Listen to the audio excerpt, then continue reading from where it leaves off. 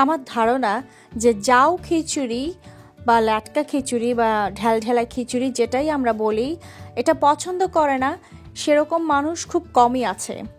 আসসালামু আলাইকুম দর্শক, আমি আজকে শেয়ার করব আমি যেভাবে লাটকা খিচুড়ি বা জাউ খিচুড়ি রান্না করি সেই রেসিপি।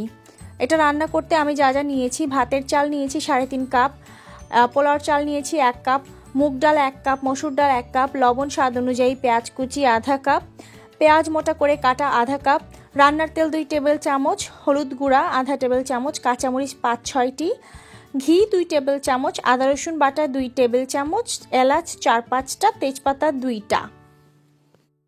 এছাড়াও আমি ইনগ্রেডিয়েন্টসগুলো ডেসক্রিপশন বক্সে লিখে দিব।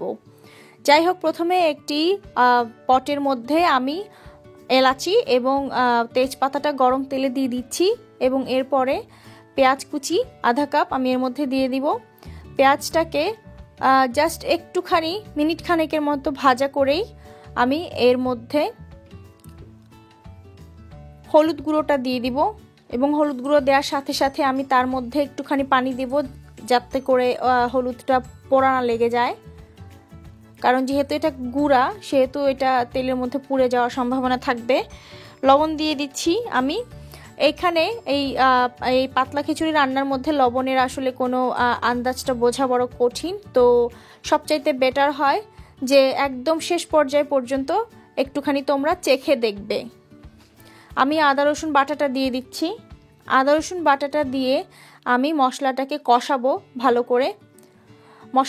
মশলাটাকে আমি 2 মিনিটের মতো কষানোর পরে এর মধ্যে চাল ডালগুলো সব একসাথে আমি ধুয়ে পানি ঝরিয়ে রেখেছি সেটা এর মধ্যে দিয়ে দিব। আমি সবগুলো পোলাওর চাল নিইনি, কারণ সব পোলাওর চাল হলে খিচুড়ির দানাগুলো একদম গুঁড়ো গুঁড়ো হয়ে যায়, ছোট ছোট দানা হয়, সেটা আসলে খেতে ভালো লাগে না, আর খিচুড়ির মধ্য থেকে পোলাওয়ের গন্ধ আসতে থাকে।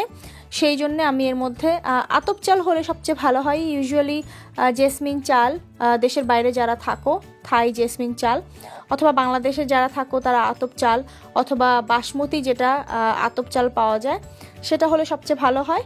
না হলে চিকন চালের ভাতের চাল হলেও চলবে। তার মধ্যে 1 কাপ আমি পোলার চাল দিয়েছি শুধুমাত্র গন্ধটা একটু সুন্দর হওয়ার জন্যে। এর মধ্যে পানির কোনো নিয়ম নেই।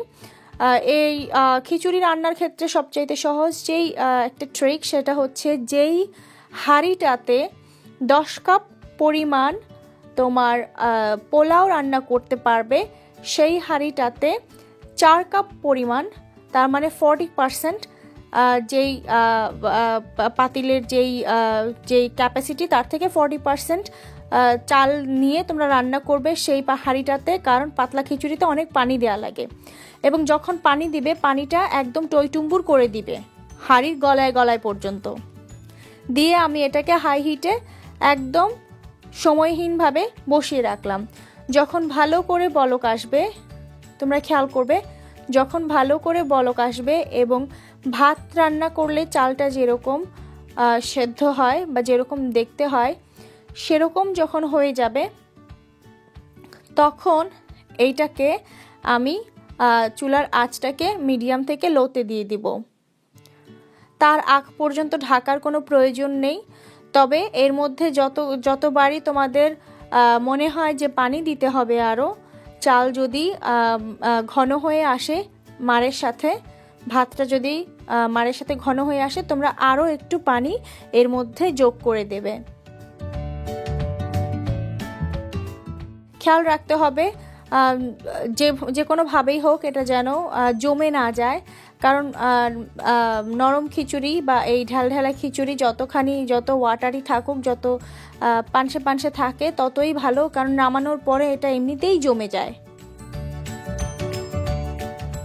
এ পর্যায়ে এসে যখন চালটা ভাতের থেকে বেশি একটু নরম হয়ে যাবে, অর্থাৎ চালটা মাঝখান দিয়ে ফেটে যাবে লম্বালম্বিভাবে, তখন আমি এটাকে চুলার আঁচটা মিডিয়াম টু লোতে দিয়ে ঢাকনা দিয়ে ঢেকে দেব এবং একটু পরে পরে নেড়ে নেড়ে খেয়াল রাখতে হবে যেন তলানিতে পোড়া না লাগে। তোমরা দেখতে পাচ্ছ যে মার এবং ভাত একসাথে মিশে গেছে, ভাতগুলো একদম ভেঙেও যায়নি আবার নরমও হয়ে গেছে। এ পর্যায়ে এসে আমি যে মোটা করে পেঁয়াজ কেটে রেখেছি সেটা দিয়ে দিচ্ছি এবং ভালো করে মিশিয়ে নিচ্ছি। এর উপরে কাঁচামরিচটা আমি ছড়িয়ে দিচ্ছি এবং কাঁচামরিচটা খিচুড়ির সাথে মিশিয়ে তার মধ্যে আমি ঘিটা উপরে দিয়ে দিব। এই ঘিটা দেওয়ার কারণে খিচুড়ির যেই একটা স্মেল আসবে সেটা খুবই অসাধারণ, সবাইকে আসলে বাধ্য করবে যে একটু খেয়ে টেস্ট করার জন্যে। চেষ্টা করবে এরকম টেক্সচারে খিচুড়িটা নামাতে, এর থেকে যেন ঘন না হয়, কারণ খিচুড়ি নামানোর সাথে সাথে সেটা জমে যায়। এই খিচুড়ির সবচাইতে উত্তম যেই ভাবে আর কি খাওয়া সেটা হচ্ছে ঠিক খাবার সময়ের আগে আগে এটাকে রান্না শেষ করা। গরম গরম না হলে জমে গেলে এই খিচুড়ি আর খেতে ভালো লাগে না। ব্যাস হয়ে গেল সেই জনপ্রিয় পাতলা খিচুড়ি বা ঢালঢালা খিচুড়ি বা ল্যাটকা খিচুড়ি, যাও খিচুড়ি যেটাই বলো। এর সাথে গরুর মাংসের ঝোল আর ভর্তা, ঝাল করে ভর্তা, আর কি লাগে। এই খিচুড়ির সাথে আমি যেই গরুর মাংসটা সাধারণত সচরাচর পরিবেশন করি সেই গরুর মাংসের একটি রেসিপিও কিন্তু আমার চ্যানেলে রয়েছে। আমার রেসিপিগুলো যদি তোমাদের কাছে সহজ লাগে তাহলেই আমার সার্থকতা, কারণ রান্না তো সহজই হওয়া উচিত, তাই না?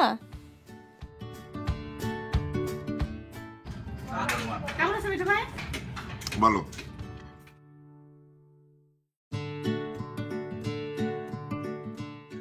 তো এই ছিল আমার আজকের রেসিপি।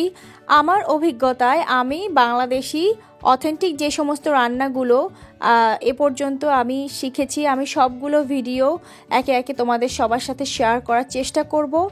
আমার ভিডিওগুলো যদি তোমাদের ভালো লাগে, উপকারে আসে, অবশ্যই আমাকে সাপোর্ট করতে ভুলবে না।